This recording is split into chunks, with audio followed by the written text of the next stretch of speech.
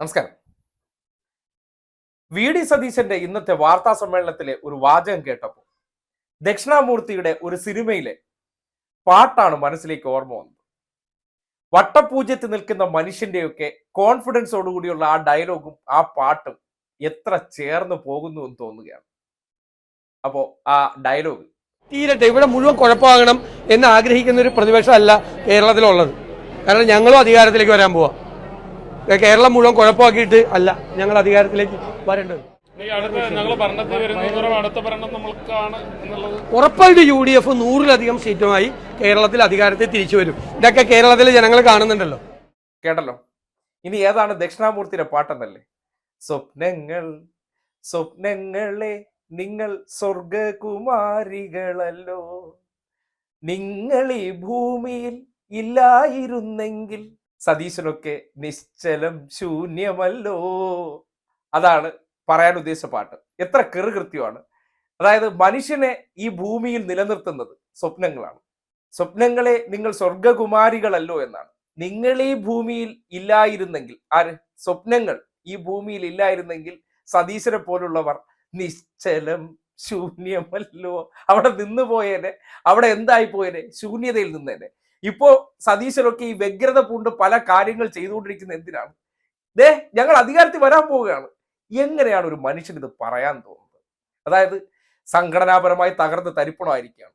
ലോക്സഭാ തെരഞ്ഞെടുപ്പുമായി ബന്ധപ്പെട്ട് ഒരു മുന്നേറ്റം ഉണ്ടായി. ഇതിന്റെ പശ്ചാത്തലത്തിൽ, അതായത് കഴിഞ്ഞ 20 വർഷമായിട്ട് കോൺഗ്രസിനെ സംബന്ധിക്കുന്നിടത്തോളം ലോക്സഭാ തെരഞ്ഞെടുപ്പുകളിൽ ഈ മുന്നേറ്റമുണ്ട്. അതിൽ ഒരു തവണ എങ്ങനെയാണ് വ്യത്യാസം വന്നിട്ടുള്ളത്. അത് നോക്കിക്കഴിഞ്ഞാൽ ഒരു കാലത്ത് ഒരു 4 സീറ്റിനപ്പുറത്തേക്ക് LDF നേടാൻ പറ്റിയ ചരിത്രമേ ഉണ്ടായിട്ടില്ല.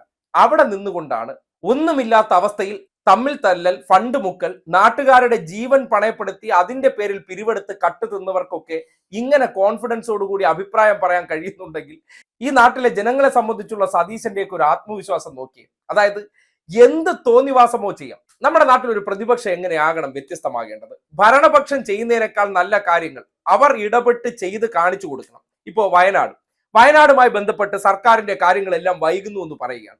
അതായത് സർക്കാർ നിയമ പോരാട്ടത്തിലൂടെ എസ്റ്റേൺ എസ്റ്റേറ്റ് നേടിയെടുക്കാനും പിന്നെ അവിടെ ഈ നിർമ്മാണ പ്രവർത്തനങ്ങൾ അല്ലെങ്കിൽ ടൗൺഷിപ്പിന്റെ പ്രവർത്തനങ്ങൾ മാതൃകാ വീട് വെച്ചിട്ട് അതിന്റെ നിർമ്മാണ പ്രവർത്തനങ്ങൾ ആരംഭിച്ചത് വൈകിയെന്ന് ആക്ഷേപിക്കുകയാണ്. അങ്ങനെയാണെങ്കിൽ ആ ആക്ഷേപിക്കുന്നവർ എന്ത് ചെയ്യണം? സർക്കാരിന് തൊട്ടു മുന്നോടിയായിട്ട് ഞങ്ങളുടെ അധികാരം ഉണ്ടായിരുന്നെങ്കിൽ ഇതിനേക്കാൾ വേഗത്തിൽ ചെയ്തേനെ എന്ന് പ്രൂവ് ചെയ്യേണ്ടത് എങ്ങനെയാണ്? അവർ ഈ പിരിച്ചെടുത്ത ആ പൈസ വെച്ചിട്ട് നിർമ്മാണ പ്രവർത്തനങ്ങൾ പൂർത്തീകരിച്ച് ഒരു 2 പേരെങ്കിലും അവിടെ ഇതിനോടകം താമസമാക്കണം. ഇതുവരെ ഭൂമി മേടിച്ചിട്ടില്ല, എവിടെയാണെന്ന് നോക്കിയിട്ടില്ല, ഫണ്ട് എത്രയാണെന്ന് അറിയില്ല, പിരിച്ച ആപ്പ് കാണാനില്ല, പൈസ എത്രയെന്ന് അറിയാനുമില്ല.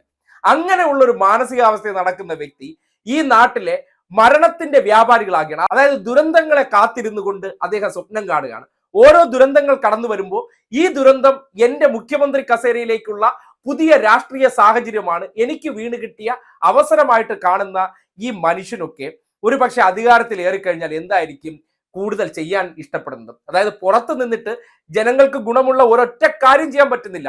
കുറെ മാധ്യമങ്ങൾക്ക് വാർത്താ കച്ചവടത്തിന് വേണ്ടി ഉൽപ്പന്നമായി നിന്നു കൊടുക്കുക, അതിനുവേണ്ടി ഉൽപ്പന്നങ്ങൾ സൃഷ്ടിക്കുക എന്നതിനപ്പുറം എന്താണ് ഈ സതീശൻ ഈ നാട്ടിൽ ചെയ്തുകൊണ്ടിരിക്കുന്ന പ്രവർത്തനം? നിങ്ങൾക്ക് കുറച്ചെങ്കിലും ചിന്തിക്കാൻ പറ്റുന്ന, നിങ്ങളൊരു മനുഷ്യനായിട്ട് പ്രായോഗിക തലത്തിൽ ആലോചിച്ചു നോക്കാൻ പറ്റുന്ന, 20 വർഷമോ 10 വർഷമോ പുറകിലെടുത്തിട്ട് ഈ നാട് എങ്ങനെയായിരുന്നു എന്ന് ചിന്തിക്കാൻ കഴിയുന്ന മനുഷ്യർ ഒന്ന് ആലോചിച്ചാൽ മാത്രം മതി. അത് നിങ്ങളുടെ കണ്ണാലെ കാണുന്ന കാഴ്ച വെച്ചിട്ട് മാത്രം ഒന്നും നടന്നിട്ടില്ല എന്ന് ഇവർ പറയുകയും ഏതെങ്കിലും ദുരന്തങ്ങളെ ഓൺലൈനുകൾ, ഇൻഫ്ലുവൻസർമാർ ഇവരെയെല്ലാം മാസ്ക് ആയിട്ട് സതീശൻ പലയിടങ്ങളിൽ നിന്ന് വിദേശ ഫണ്ടും ലീഗിന്റെ മറ്റേ അടിയൊഴുക്കായിട്ട് വരുന്ന ഫണ്ടും അല്ലെങ്കിൽ ലീഗിന്റെ പ്രത്യേക അറകളിലൂടെ കടത്തിക്കൊണ്ടുവരുന്ന ഫണ്ട് വെച്ചിട്ട് ഇമാതിരിയുള്ള കുപ്രചരണങ്ങൾ നടത്തിയാൽ അത് യാഥാർത്ഥ്യമാണെന്ന് നിങ്ങൾ കരുതുന്നുണ്ടോ? നിങ്ങളുടെ കാലഘട്ടത്തിൽ ഏതെങ്കിലും ഒരു സംസ്ഥാനത്ത് 1600 രൂപ പെൻഷൻ കൊടുക്കുന്നു എന്നൊന്നും ചോദിക്കരുത്. അതൊന്നും ഒരു സംഭവമേ അല്ല.